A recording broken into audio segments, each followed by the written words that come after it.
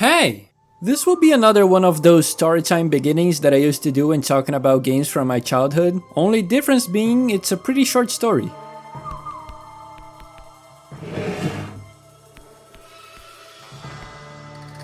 I used to play a lot of games on my PS2 as a kid, and I mean a lot. Piracy was rampant and we could get games for as low as $1. Not only that, but games like GTA San Andreas even got mods like Portuguese subtitles, which didn't come with the original game. So instead of getting a worse version of the game, you actually got a better one. And I'm not even gonna get into other types of modding, because to this day, there's still people playing Pro Evolution Soccer on the PS2 with a mod that comes out every other day called Bomba Patch, which updates the game with the most recent roster changes, and even digitizes new faces into the players. It's actually crazy.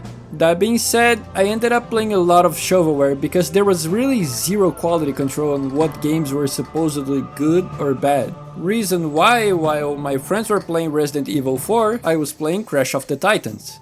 However, I always tried to get into whatever games they were playing at the moment, and there was a time that they spent 6 months talking about this one game and this one game only. It was called Darkwatch. I really wanted to know what the fuzz was all about, so I went to my friend's house to play and played a little bit of a level where you shoot your way through a train, and that was enough for my ignorant self say, huh, it's not that good, and never play it again. Years and years have passed and I never even thought about the game, but recently I was checking the Discord to see your suggestions and noticed that someone said it was good. Instantly my inner kid started taking over and I started feeling the urge to talk shit to him. So I did. Darkwatch is a game developed by High Moon Studios and published by Capcom in 2005. It is a horror western game with steampunk elements that tells you the story of Jericho Cross, an outlaw that turned into a vampire after the train level that I told you before. Yeah, that was the first level. It works basically as a tutorial level and introduction to the story. You move through a train to rob it and find out that it's already being robbed by demons, or vampires, I guess. You are then stopped in your tracks, no pun intended, by Cassidy, who works for the Darkwatch, which is an organization that hunts down vampires. However, the bomb goes off and you release the Darkwatch's greatest enemy, Lazarus, who bites Jericho and he then slowly starts becoming a vampire throughout the game. Oh, and Cassidy dies. Gotta get you to the Darkwatch outpost. Don't worry though, she comes back as a ghost to lead you on your journey. The graphics are actually not bad. If anything, it seems to make the original Xbox cry at some points. There are some huge maps in the game that you can move through, which sadly resulted in a lot of loading screens, but at least they're quick. There's also this effect that I don't know if it's supposed to look like that or if it's just a glitch, but it's used many times throughout the game and it was pretty cool. You can also see a lot of details in the enemies, which will get dismembered depending on where you shoot them, and even lose chunks of flesh if you shoot them with a powerful weapon, and if they have any flesh. Talking about details, the weapons in this game, everything here is so animated and works with the design they made. It's actually really nice to see they paid so much attention to it. The game feels exactly like you would expect from that 2000s era of console shooters. So, not good, but pretty good at the same time. It's weird, but you know that good kind of jank? I know it isn't for everyone, but the same kind of jank that you get from PS2 Medal of Honor and Call of Duty games. If you were a console player at this time, you'll feel right at home, I can promise you that. You have the Redeemer pistol, which also seems to work kind of like a shotgun, and it shoots fast if you hold the trigger, and you can even carry 2 of them. A scepter, which is a melee weapon that is only used in one part of the game, which is a shame, but it feels a little bit overpowered, so that might be why. The Argus shotgun, which is a shotgun, doesn't have the kick you might expect it to have, so not very satisfying to use if you ask me, but it works depending on the enemy. The Blackfish carbine rifle, which is a favorite of mine, it's a rifle, very satisfying to use at medium range. The Carson range rifle, which is a sniper for long-ranged enemies.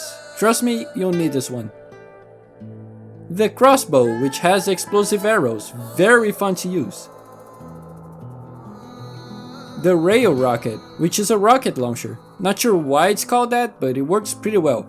It takes 3 bullets and a long time to reload. And you got TNT dynamites as grenades, which is thrown by pressing the left trigger.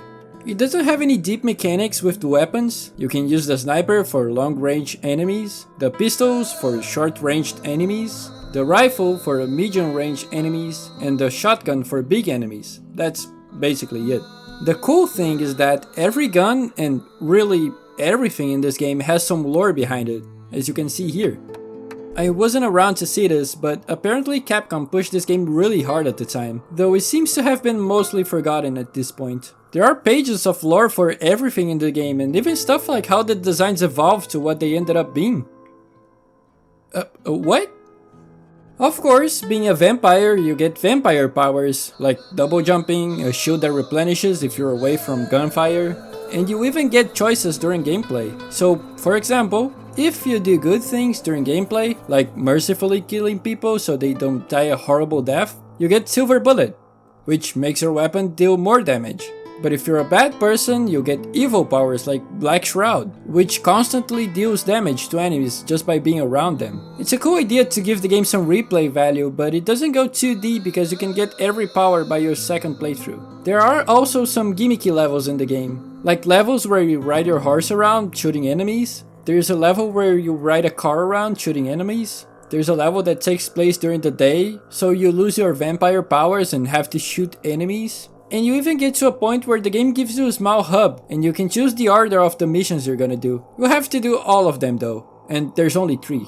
So really you only choose the order. Also, after getting to the Darkwatch Citadel, you fight General Clay, a vampire hunter that believes you killed Cassidy by freeing Lazarus. Which, well, he's not wrong. You end up doing a series of tests and becoming a member of the Darkwatch, trying to stop Lazarus on his plans to... I don't know really, but I think destroying Earth? I'll assume that's it. You also meet Tala, which, ho ho ho, close your eyes children, they have sex. And in the middle of the process, she asks him to bite her so she can turn into a vampire too, and so he does. The next day you instantly get hit with the consequences of getting your dick wet because she opened a portal so the vampires could enter the Citadel. One thing that I have to mention here though is how I was let down by the audio department in this one. And not even by the music itself, because while not memorable, there are some good tracks in it. But the lack of detail kind of sucked. This was released in 2005 and most of the sounds you hear are monaural, meaning that no matter where the sound is supposedly coming from, you'll hear it in both sides without any distinction. This is very noticeable if you're playing with headphones. Sometimes there's only one enemy left and you'll hear him making noises but you can't find where he is because the audio plays like he's right in front of you. And no, don't come with the excuse of, oh, it's to enhance the fear factor in the game, blah blah blah. Because it happens to a lot of stuff. Some voices in cutscenes only play on the left side even if the character's in the right side, so you're just left there wondering if Jericho is half vampire and half deaf. I know I'm annoying with this kind of thing, but trust me, it's very noticeable. The end of one world and the beginning of another. Lazarus had this dream. It was here that he became immortal, and it is here that he was going to remake the world. All that remains is to complete the ceremony. After you kill Lazarus, you go after Tala, and that's where things get interesting. You have 2 endings in this game. A good ending that you get by doing the good choices, and the evil ending, which you get by doing the evil choices. In the good ending, you fight Tala, which turns into a vampire to complete a ceremony to destroy the world, sacrificing people in the process. You beat her and release Cassidy's soul into heaven.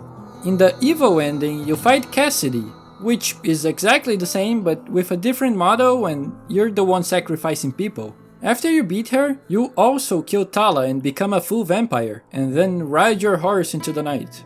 It's a pretty awesome game, honestly, and very fun to play. If you're not sold on it yet, call a friend, because you can play the entire campaign co-op. That was the biggest selling point my friends had at the time, and now it's kinda sad that I didn't appreciate it as I should. Or maybe that was a good thing, because they already had plans for a sequel and a movie that is to this day in development hell. If you're a fan of horror, PS2 shooters and cheesy storylines, pick this one up, preferably with a friend.